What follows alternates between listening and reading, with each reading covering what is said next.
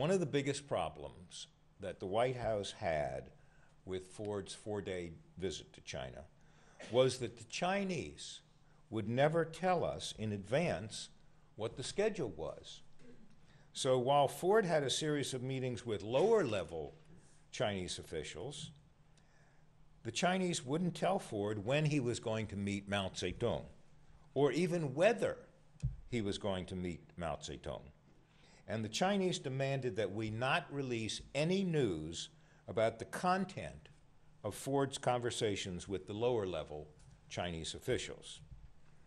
Now, these and other restrictions that were imposed by the Chinese made it impossible for me to do my job of keeping reporters informed.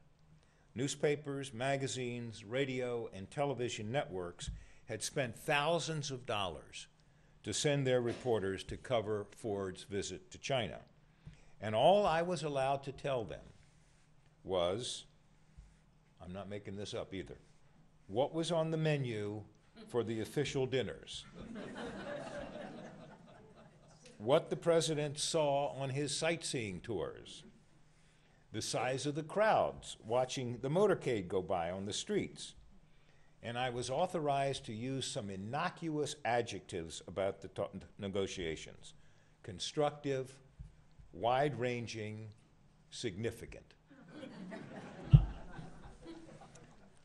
Even getting the Chinese to approve a nightly press announcement of the next day's schedule of meetings was a frustrating battle. After each night's official banquet, I would return to my temporary press office on the 10th floor of the shabby Minzu Hotel, and I would await a phone call from the Chinese Information Ministry.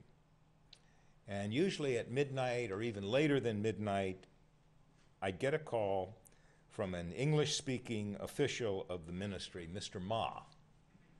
And he would invite me to come down to his office, which was 2 floors down in the hotel from my temporary office.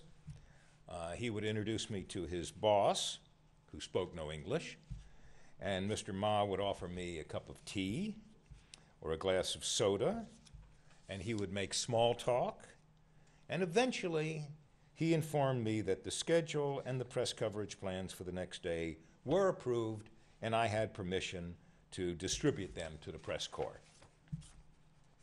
And this would be maybe 1 o'clock in the morning before I finally got that approval. Henry Kissinger did not make my life any easier, or the life for my press office colleagues.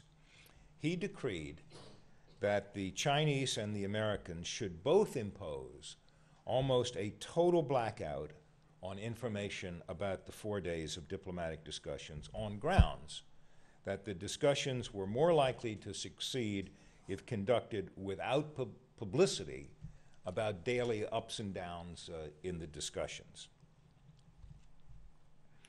One morning during the Ford visit, on short notice, Chinese officials notified Ford's delegation that Chairman Mao would meet with Ford.